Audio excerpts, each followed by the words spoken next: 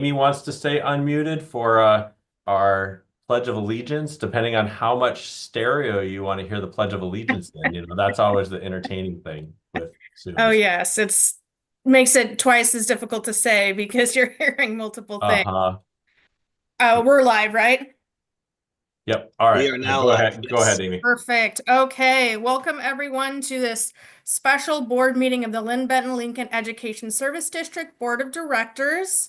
Um, let's start with introducing the board by zone number. It's always challenging doing introductions because everyone's in different spots on everyone's screen, so you can't visually do it as easily. So let's just go by zones for board members, and then after that, we'll go through staff.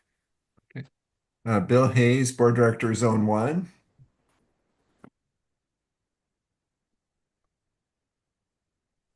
Lori Greenfield, Board Director, Zone 2.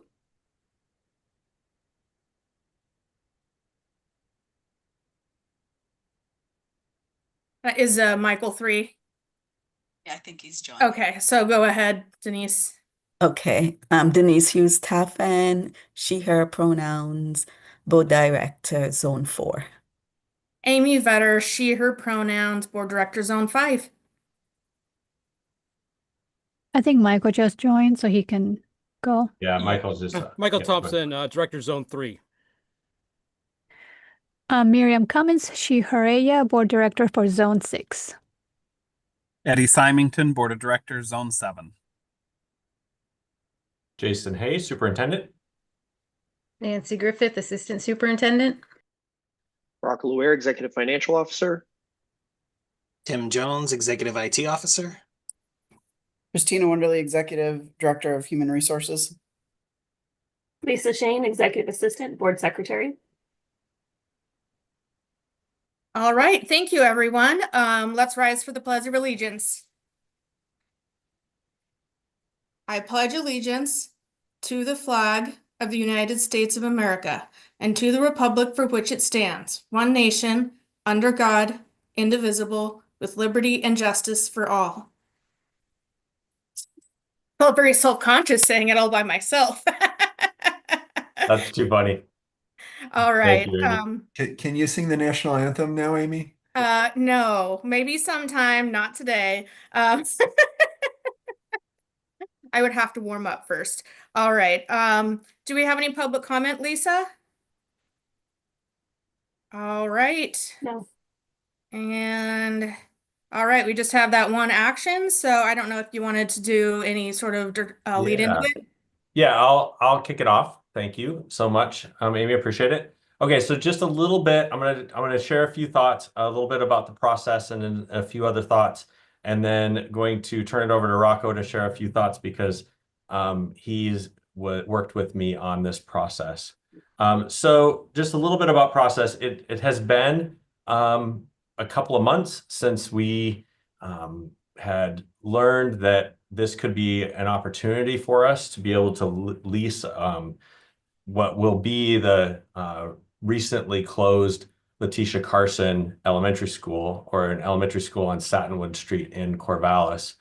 And we basically went through and worked collaboratively with the leadership of Corvallis. So Rocco and I actually met multiple times with the superintendent and the business director, also with a couple other facility people over the course of about four or five meetings, something. Maybe I think it was 4 meetings, as well as a variety of things that we did in between in terms of talking with our executive council, which is all of cabinet that you see here, plus Autumn Baloney, our executive director of early intervention and special education. Just in terms of planning and really starting to vet this opportunity and think about this in a multifaceted sort of way to see if it made sense for us to do and to look at it as an opportunity for our youngest students. We went through, Rocco and I built a lease agreement with Corvallis, and we have this tentative agreement with them that includes you can see in your packet a whole lot of details. There's a lot of legalese that's in here. So, we're using language that comes from attorneys, using language that, we use in very formal documents for such things. Some of the language is similar to what we've used in other lease agreements that we've used in the past, and really looked at how could we make this work for our kids in our program, as well as having some flexibility for other. Well, I'm sorry, one second here. Other programs that might be sort of ancillary to working with EIECSE.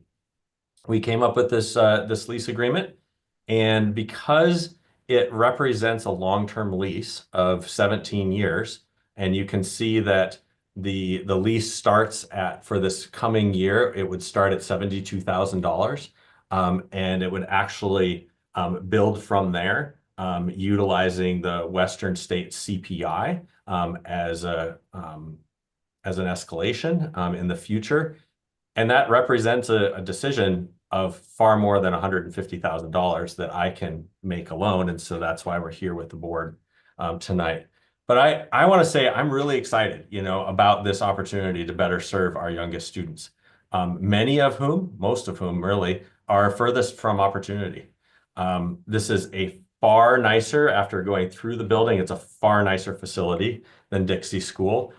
This is a school that is massively more updated than Dixie School. It was updated during their Corvallis bond.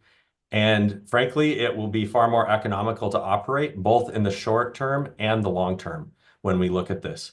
It also is going to give us an opportunity to partner with other early education partners, provide some space for other ESD programming that's adjacent to EIECSE and also to that part of our region, bringing education providers closer to the students they're already serving, which also creates efficiencies for us.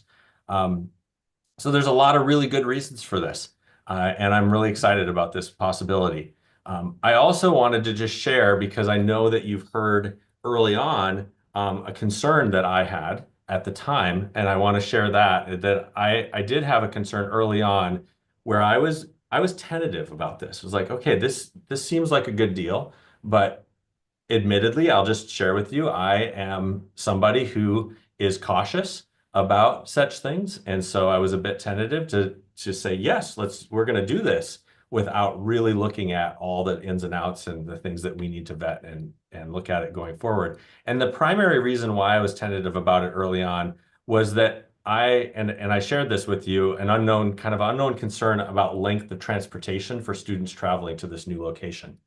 I will tell you, I no longer have that concern, as I've been working with Executive Director Autumn Baloney and her EIECSE team around looking at student location placement from the ground up. So we're actually looking at all of the students in the entire region with their addresses and thinking about travel to and from their school locations as a major factor for placement.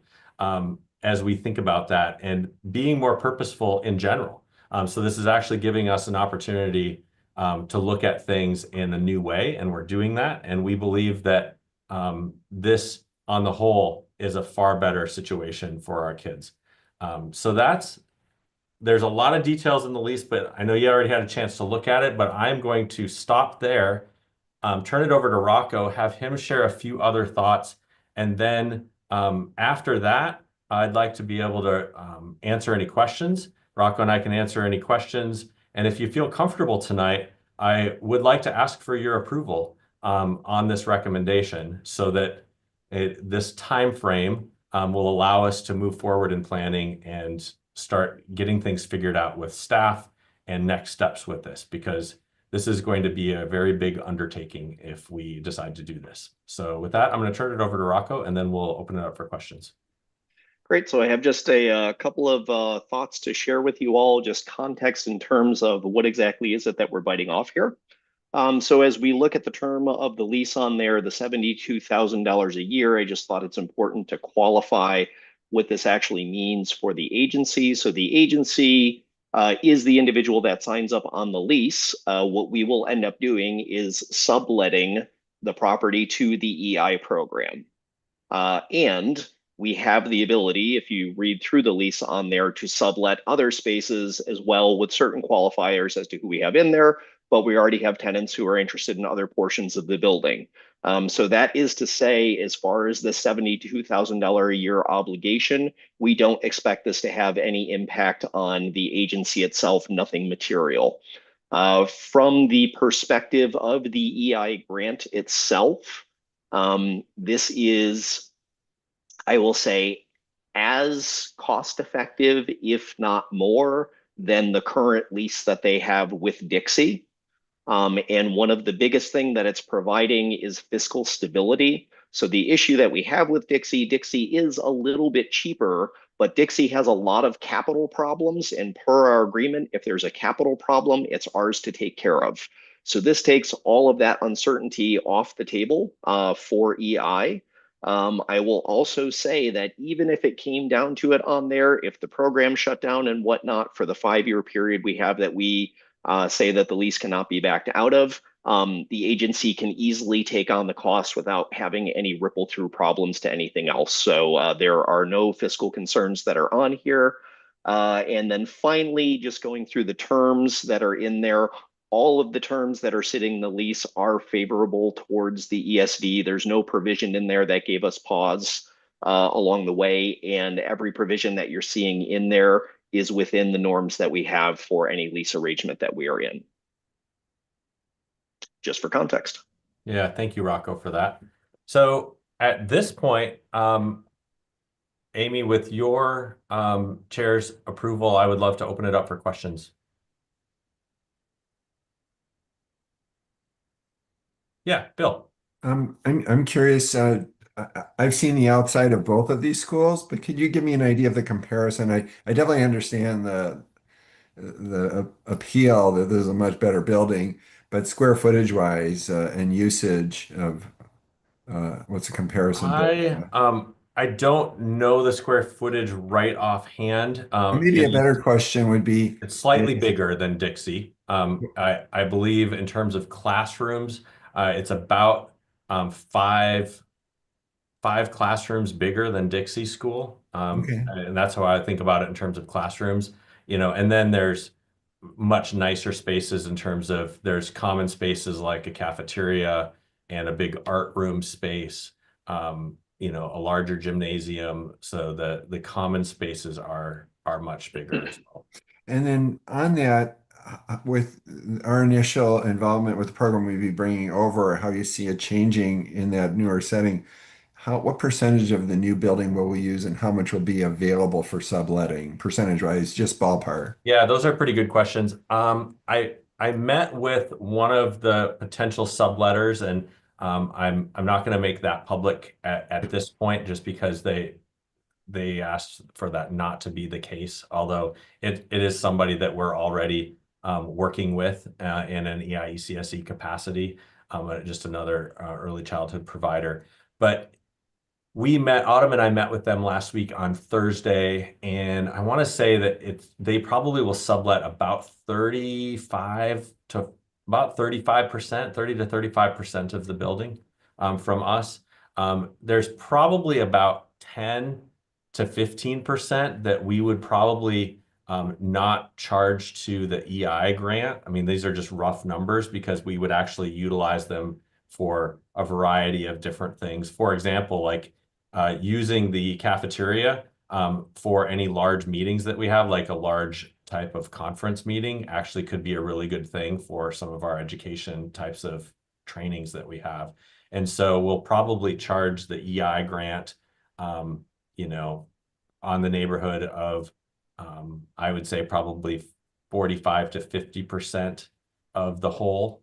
Does that sound about right, Rocco? I mean, we're kind of... Yeah, I'd say in rough figures on there. Yeah. Certainly, no less than 40 and no more than 55 would go towards EI. Yeah, yeah. That is where, when we think about it in a disaggregated way, where we might actually see some pressure get taken off of the ECSE grant, because we actually can braid funding a little bit better for this opportunity. Thank you. That's super Yeah. helpful. My last question is, what is the next step? Is if we vote on it and approve it, is it ratified tonight, or does it have to go back to Corvallis? No, so if you vote to approve it, we would actually have everything that we need to move forward. There has been some conversation with Corvallis about them wanting to send out a press release once there's a decision.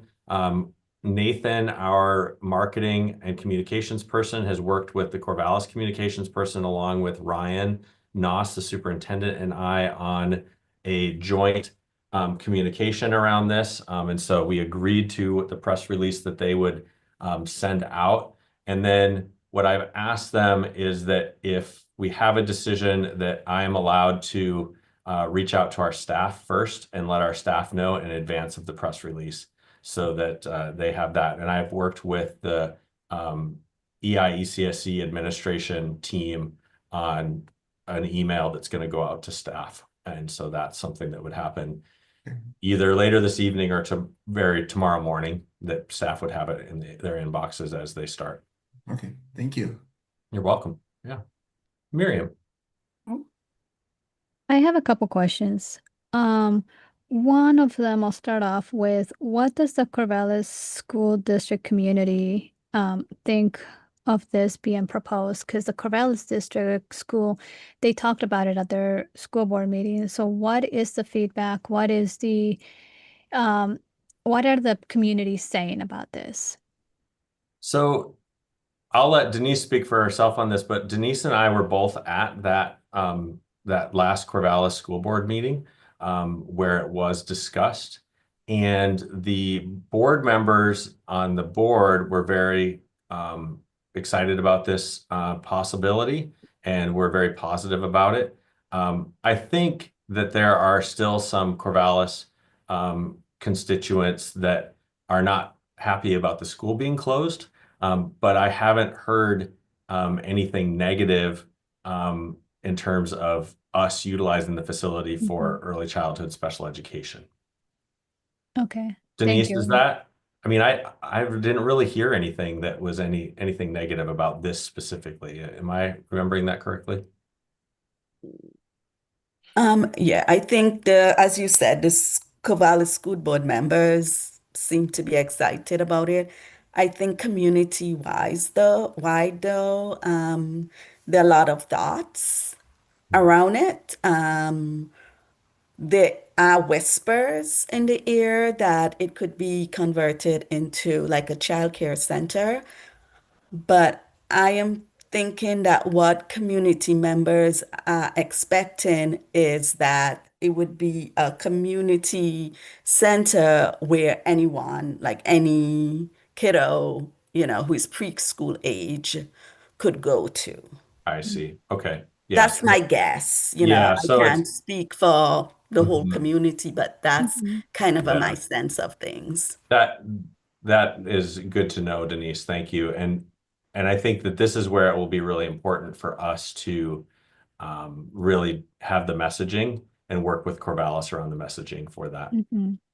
Yeah, because I definitely don't want, the community to feel like we're not hearing from them, or, because this is something that we're also going to be part of.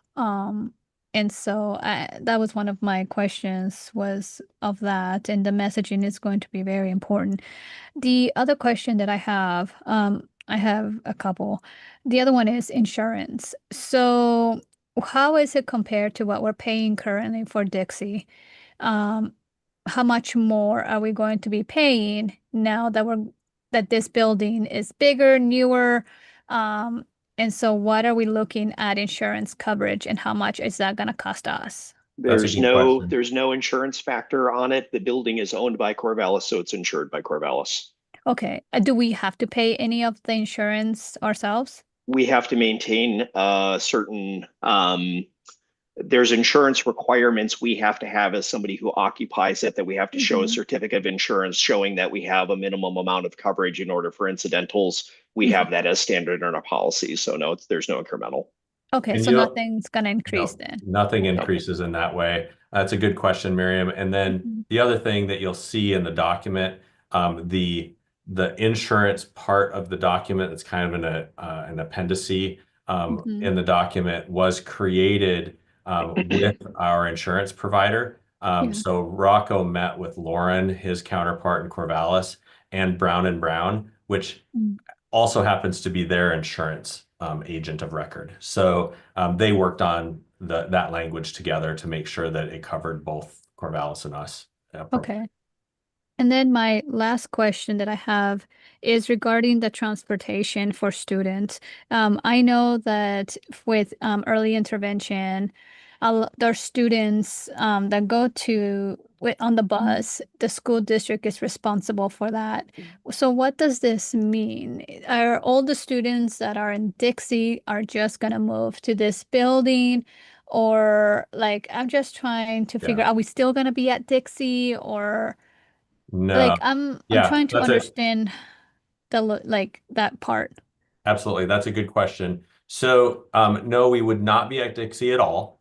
We would be out of Dixie entirely. So that's a straightforward answer there.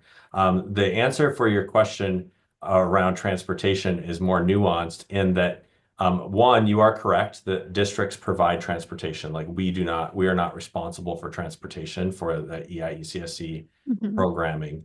But what we're doing is we're actually looking at it holistically by looking at all of the students that we need to provide for, what their address is, what their current location is. We're looking at what's the ride distance or the ride time to and from of their current location. And then we're going to look and see, okay, what students should be placed so we can have kids placed at the closest location possible. This might mean that it's not a clean break in terms of like and I'm going to use Greater Albany as an example, all of Greater Albany kids going to Clover Ridge. Some of the Greater Albany kids are actually closer to Letitia Carson than they are to Clover Ridge. And so we're going to consider things like that. But that's going to be one factor. Transportation will be one factor in the placement decisions of where kids go. And so that's something we still have to work through, but I'm really confident of the direction that we're headed with that. Okay. Yeah, because I think like Central Inn and all those students, right? They go to Dixie to They get do. services. And so Yep. that means those students would then go to Letitia Carson, and then that would add more time in the bus. Yeah. So some of the students in those communities absolutely are going to have a little longer bus rides. Hmm. Yeah. It only looks like about 8 minutes longer if you look at Google Earth. Yeah. Yeah, And that's what we've been doing is really looking at a lot of Google directions here and there and trying to think about it in terms of okay. minimizing that. Mhm. Okay. Thank you. Yeah, you're welcome. I saw Lori and then Denise raise hands.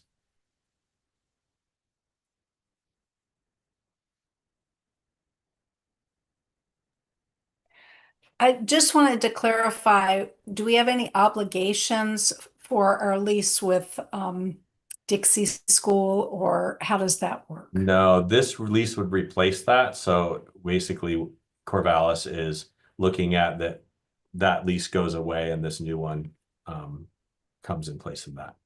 We also Okay. only lease it for $1, so Yeah. even if they kept us on for 30 years, we're okay. Okay. All right, that was all I had. Okay, that's good. That's a good question. Thank you. Denise? Yeah, I actually have a couple questions. Okay. And Lori kind of asked my first one. I was wondering about the difference in costs between leasing Dixie versus Letitia Carson, but I think that's Yeah. clear. Well, it's clear from the standpoint, so there's a nuance here. So the Dixie lease was set up somewhat recently in that it's $1 per year, but we took on all of the responsibility for maintaining the building.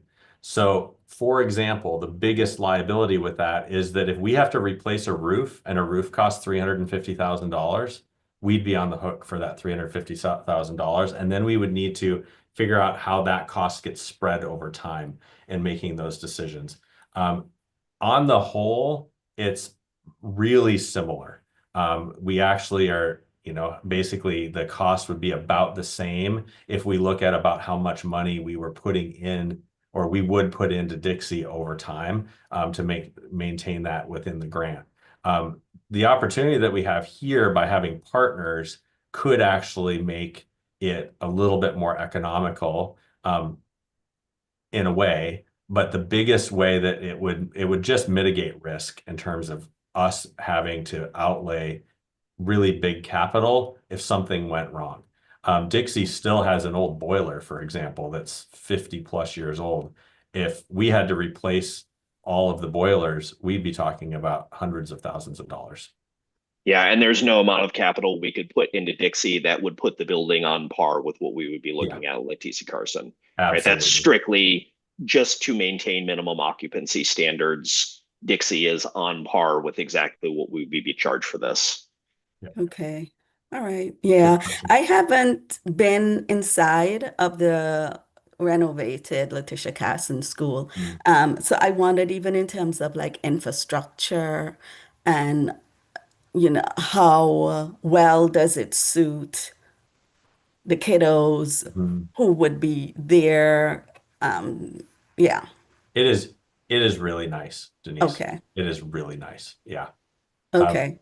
In all honesty, when Autumn and Kimberly and I, the two of our EIECSE administrators, when we walked through it, we had to have kind of the conversation with each other as we finished to not do the thing like someone does when they walk through their dream house and go, let's buy it right now, because it was so nice, Okay. shockingly nice compared to what Dixie looks like.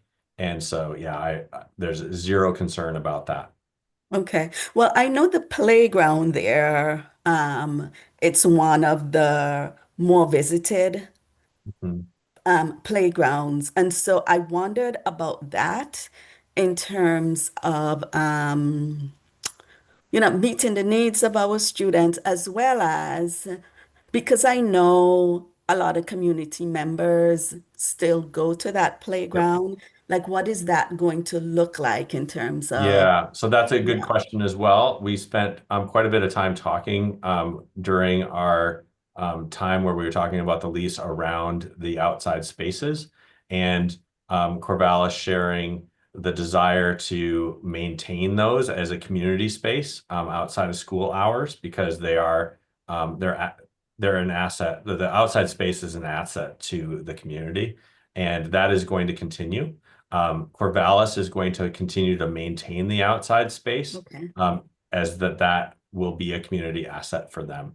So we're actually not doing outside maintenance. There's a couple of things that we're going to do like gutters. There's a couple of things that we'll do, but we're really not doing the big like landscape type of maintenance and everything else. The outdoor space in terms of like playground space for little ones is, we would probably consider at some point looking at, could we afford to put in a playground type of space for little ones? And I know that in the meeting that I was at last week, they already were talking about writing grants as they've done before for other playground spaces.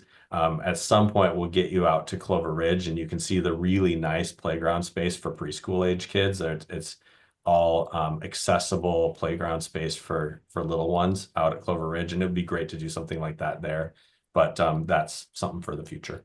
Okay. Yeah, because I'm thinking accessible for little ones in terms of being age appropriate, but also making sure it's accessible for little ones who might be in wheelchairs or Absolutely. who, right? Absolutely. Yeah. And that's the kind of space that we built several years ago at Clover Ridge Okay. with Greater Albany's permission to put that playground there. And those types of facilities are fantastic for kids. And I would love to see us doing something like that. That's a whole nother conversation. I don't want to give like Rocco convulsions or anything about like, hey, Rocco, guess what? I want to spend some more money. But it is something that I've talked with Autumn about in terms of if we can get some grants, if we can have some matching dollars that could go, up with grants to be able to do something like that. I think that's something we could probably see in the future. Okay.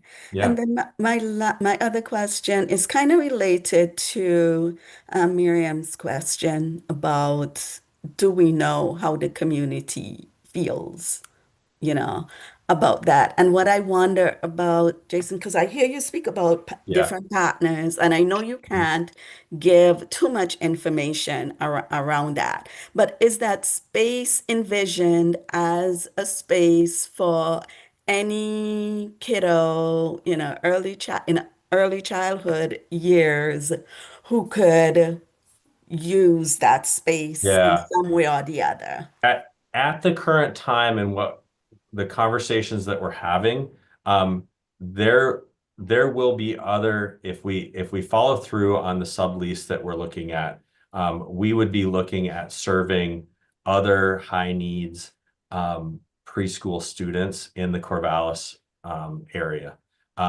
It's not as though it will be anyone because there's structures around who we're talking with right now. However, so there's a little bit of the, oh, it's going to be a child care center and anyone can bring their kids. I can't promise that. That's not what it looks like at the time being. It doesn't mean that in the future we couldn't look at having other preschool programs that are there that would create, a broader scope of access to it. But it's working with an existing Corvallis preschool program. Okay. Just one last thing. And this is more of an overall comment. I think that, the only other thoughts in my mind in terms of location, right? Dixie was kind of out there, not in town around traffic, Yeah. because that area does have some traffic. So I wonder about that, but I'm sure that's something that probably you and Autumn probably discussed. And then my other concern is around the name, right? Because there's a lot that went into naming that school. And so I'm wondering about, like what's happening in terms of making sure that either we're preserving that name or if not, right? Like what's the Yeah, legacy there and how are we absolutely. involved in that? So two things. So you had two questions there. So the first one around traffic, we have talked about that a little bit. Letitia Carson is, in my opinion, a much safer location as it relates to traffic. Peoria Road, where Dixie is at, people drive 55, 60 miles an hour down that road. And so Letitia Carson is in a neighborhood. There is a busy road that's somewhat adjacent. Walnut Street is, just south of it, but a little one would have to hoof it a ways before they hit Walnut. And so in terms of that, I'm actually really pleased by what that would look like. As it relates to the name, this is actually outside of the scope of our responsibility. In talking with Ryan and his team, I know that he's working with community around the name and looking at what that looks like. And I am going to absolutely defer to the Corvallis School District. We don't name buildings that we lease. The building will be named whatever the building is by the Corvallis School District. Okay. Whether it stays that name or it changes is completely up to them. And so that's something that I think that they are having conversations about with some of their community groups. But that is something when that got brought up and Ryan he was very gracious in sort of asking like what my thoughts were. And I shared exactly what I just shared with you. I said, hey, it's Corvallis's building and you should name it whatever you feel like it should be named. They have their own naming policy, and they went through an extensive process to rename that building, and we should honor whatever name that it is. Yeah. Thank you for those questions. Miriam, it looks like you have your hand up again. Yes, yes, I did. Thank you. So I guess part of the what I'm trying to understand here is the lease agreement, how I mean, I understand both sides having a long term versus year to year in a way. I'm just wondering by having it be, the first 5 years, there's no early termination. Like we're gonna be this in this lease for 5 years regardless. Um, I'm just concerned on what that means, and also what if, like you were just saying earlier, things change. For instance, services that we provide, I did see on the agreement it does not indicate it has to be specifically for early intervention on anything like that. It does say educational purposes. So I do like that language because it does give us that flexibility.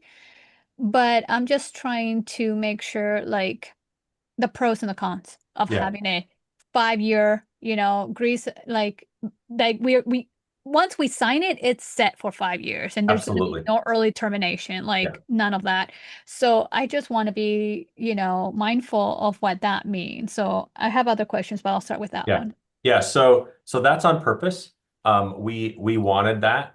I have every reason to believe that our EIECSE grant is going to continue into the future. And as Rocco shared earlier, if we are not using that facility for EIECSE, which I very confidently think that that's the way it's going to be, that we will not have a problem with the financial picture of this. And the other language that you mentioned was on purpose as well, so that we're not boxed into a particular program that's tied to a grant. So it does give us flexibility. We are not at all worried about the fact that it's 5 years in terms of risk for us. We were worried about the risk of it not being 5 years. It was put in place on purpose for 5 years so that we mitigate risk of potentially, and I'll just name it, that if something changes with the Corvallis board, the Corvallis leadership, who knows, that it puts us into a rough spot. And so that's what we were looking for. We were looking for stability. Okay. And stability for our little ones. Yeah. Perfect. Thank you for that Absolutely. clarification. Yeah. And then the other part, and I know I mentioned this earlier, and so did Denise, about I really want to hear about the community. I think it's one thing hearing from the school board. Yes, they're excited about this. I understand that. But the other component that I feel like it's really important is hearing from the community what this is going to mean. How is this going to impact the community? And that us coming into this building and now having it be part of LBL. So I guess I really was wondering what is set in place to be able to get that feedback, to be able to hear from the community. Because if we're trying to establish a relationship coming in this way to an already heightened situation, because we have to name it as how it is. We want to make sure that one, the community understands what we are trying to do, but also I, for one, would like to hear from them because as they are our stakeholders as well, we I want to hear. And so that's why I was wondering, is like, do we have any like town hall sessions set? What are the next steps? Is Corvallis doing those surveys? Like what is being implemented to be able to hear from the families, from the communities, like in this particular situation of this lease, because there's already heightened emotions regarding the school board in Corvallis. Yeah. So in terms of all of the examples that you gave of doing sessions and everything else, I have not planned on doing any of those types of sessions. I know that Corvallis has had their own public process around Letitia Carson and the closure and everything else. I did not feel, I mean, bluntly, I did not feel the need to sort of re-vet all that they have gone through for this. I am looking at this as an opportunity to serve the students of both Corvallis and other students from other communities, all of the students that we serve in a really positive way. And so looking at trying to gather information and in another way, I didn't think that that was something that we should do. That being said, I think we've been really open in terms of making sure that, I mean, this was mentioned at our last board meeting that we were having this special meeting. And so it was on the public record. People had an opportunity to provide public comment tonight if they wanted to. We didn't receive any public comment. And so I think that we've had a bit of a public process. I just think that it would probably be too much given what the scope of what it is that we're trying to do. We are not managing this building from the standpoint of this is our asset and what are we doing. You're right, that they are Corvallis residents and Corvallis families are a constituent. But from my perspective, this is about us looking at a lease opportunity. Mm-hmm. I Yeah. I do know that when they were doing their public process, of course, the question was different though, right? Because I think at that point they were trying to decide whether or not to close schools and what schools and all of that. But there were some questions around other uses of buildings. What I sensed is that the idea of having some type of a child care center was received, I can't say it was enthusiastically because really people would have preferred if the school didn't close at all. Some people would have, right? But I think some people were like, okay, today even I was going through some social media and I did see that someone asked the question, what is going to happen to the building? Because they had an idea about something. And somebody responded, they heard that it might be converted into like a childcare center or something like that. And the person just said, oh, okay, I'm glad that it's being used for something, right? But people don't know the specifics. Yeah, that's where I thank you, Denise, for that. This is where, I mean, I've heard little bits and pieces from a variety of people, but I don't feel like I have heard enough to be able to like characterize it, holistically. I think that it's fair to say that that there are people that are still not happy that the building is closing. And maybe like Denise said, that there's people that, well, at least it's going to be used for educational purposes. Until tonight, when Denise has mentioned this, I have not heard anyone thinking that it was going to be used for childcare. I think that we want to make sure in terms of our messaging that we don't run childcare programs, we run education programs. And the sublease that we're looking at, they also run an education program. They run preschool education programs. So I think that that's the messaging. And ultimately, I think we're in a very difficult spot from the standpoint of looking for a decision from you to move forward on this, because if we didn't do this, it's very likely that that building would stay vacant. And that's not something that I know that's not something that the board and the superintendent there want to see. And I'm sure that's not what the community wants to see. I'm sure they would rather, and of course, I can't speak for the community, but I would just imagine that they would rather see their small children with special needs have a really nice place to go to school instead of having the building be vacant. So, yeah. I mean, I would just that the messaging, this is going to be really important because a lot of people, especially in the community, don't know what LBL is and what we do. And so maybe that's why they thought it was turned into a daycare because they think of early intervention as, pre-K or like, little ones. So that's why I'm like, if we're going to utilize this messaging, we have to make sure the community knows who we are, what we do.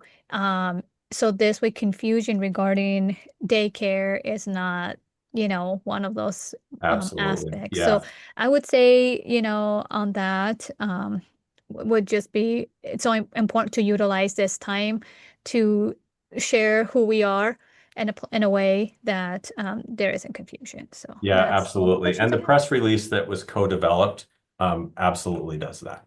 So yeah, the information Corvallis will be sending information out to their community that articulates who we are and what it would actually be used for. And if the community has questions, who would they contact at LBL? I would say at this point, questions regarding the lease that they would contact me. Okay. And questions regarding the education programs, when we get those going, then the contact would be Autumn Maloney. Okay. Perfect. Thank you. Yeah, absolutely. Denise, you raised your hand. Yeah, really quickly. I just wondered in terms of time frame, like how soon would we need to decide on that? Is there, I know you expressed it would be nice to have a decision made tonight, but I just wondered. Yeah, I would like for, and I know that my staff are very much anxious to have a decision. I would like for a decision to be made tonight if you feel comfortable doing so. If that's not something the board feels comfortable doing tonight, then what I would ask is that we have a special board meeting a week from today and have another one of these meetings where we could come back together and you could make a decision at that point. We are starting to, I was actually hoping that this would be in front of you prior to this. So we're already pretty late in the year. There's a whole lot of planning in terms of movers and getting on board with things and starting to do that planning. So it seems like it's a small thing with 1 week, but 1 week is a big thing for us right now, and 1 week would help greatly. Yes, Lori. We've had some great questions. I'm really thankful from all of the board members, the types of questions we've had. And I don't see a building is closing. We have no control over that. We have an opportunity to get this lease. And the sooner we vote on that, the better it's going to be for the kids that are going to be served because the building will be more prepared for them. So I don't know, Amy, what if the next step is that we can make a motion? I'll pause. We can make a motion whenever we want. When we feel as a group that we have gotten enough information that we feel comfortable voting. Yep, there is sample language for a motion. And yeah, if there's an individual that would like to make a motion, I think that's where we would go next if that's the case in terms of process. Michael? Yeah, no, this has been a good discussion and all my questions have really been answered. I just want to take a moment to thank the Corvallis School District that had to go through a difficult choice. There's like 2 decisions had to be made, and that was their future of how their buildings are configured. And then there was this decision to seek us. I think they came to us first. It's not like we were looking. It's not like we were looking to have, Dixie had its issues, but we were going to be at Dixie. That was fine. But so yeah, it's going to be used in the further, to further education, students in Corvallis, some students from the area, but school districts have buildings that people don't realize they're K through 12, the variety of programs that are in buildings that were used to be your standard K through 5 classrooms or whatever. It is a constant looking at and trying to be efficient. And I think this was, I know it came out of a difficult process, but this is a good thing. So I just want to give a thanks to the Corvallis School District, and I think we should approve this tonight. I've got two questions. They're very, very fast. They're yes or no questions. One statement, and then I'll call for the vote. One, did our attorneys look this lease agreement over? Not that I don't believe in your genius brains, Rocco and Jason. So not in entirety, but there's language that has been looked over before because we started with an agreement. The legal language was language that has been vetted by attorneys in the past, so we did not feel the need to spend money on it in this case. Excellent. Two, we've been good stewards of Dixie. We're not handing back something that Nope. we've not taken good care of, correct? It's better than we, yes. Great. Yep, absolutely. Good enough. And I hope that, like the other board has expressed, other board members, I just hope that we are conscious of the message we put out to our staff. I know you want to do that early on, obviously, to community. And I hope that we sell it really well to the families most impacted by this change, which are the ones that are used to traveling to Dixie. I'm sure you're thinking of all of it, so I'm just letting those words come out of my mouth. Appreciate that. Yeah. With that, I'm ready to call a vote. So on that, I guess I'll call the vote. I would make a motion to approve the lease agreement for the Corvallis Elementary School located at 2701 Northwest Satinwood Street as presented and commencing July 1, 2026 and continuing through June 30th, 2043. I second. Okay. It has been moved and seconded to approve the lease agreement for the Corvallis Elementary School located at 2701 Northwest Satinwood Street as presented, commencing July 1st, 2026 and continuing through June 30th, 2043. And Denise, I did see your hand, so any further discussion? Yes. So I personally am feeling like needing more time to look over the document and to think about it and to give more time for anybody who wants to give public comment.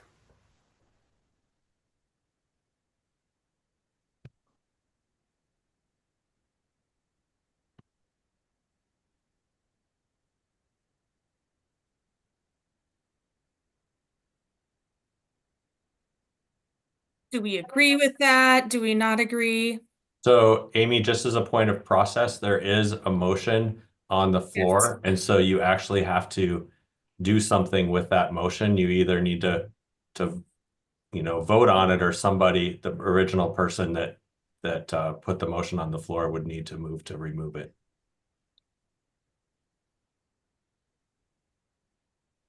I feel that it's been well vetted, and I think that folks have had an opportunity. I don't think at this time I'm prepared to pull the motion, but if it is to fail and we need to take more time to bring it forward and vote again, I would understand that. Yeah, that's why when I asked the questions about community and what the feedback is, that is one of that was one of my main concerns about it as well. But I feel that as long as we do the messaging to the way that Jason indicated, we reach out to the community and let them know that this is something we're planning of doing. I feel comfortable making the motion tonight with those considerations and making sure the messaging is made to the community in a way that is understandable and of course multilingual. because that to me is very important, not just in English. And so I'm comfortable with making the motion tonight because I don't want this to hold on for too much longer as well, because we do want to give enough time for things to go and follow the process. I don't know how everybody else feels, but I'm okay to making the motion tonight.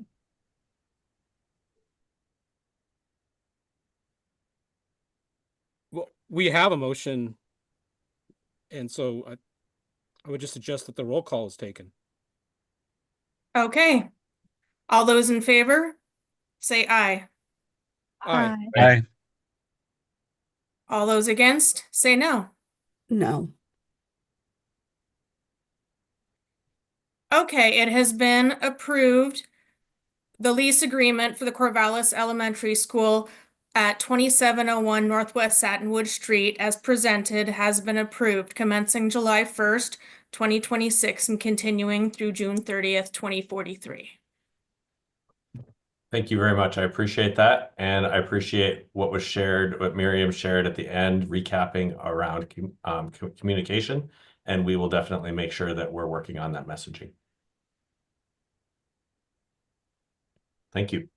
All right, thank you. And then important dates. The first one has already happened. The second one is Tuesday, April 7th. That is the open house special education resource fair that we are hosting at the LBL building, and that is from 5 to 7. And then our next scheduled regular meeting, Tuesday, April 21st, 2026, 6 to 8, just our regular board meeting. And I will adjourn this meeting at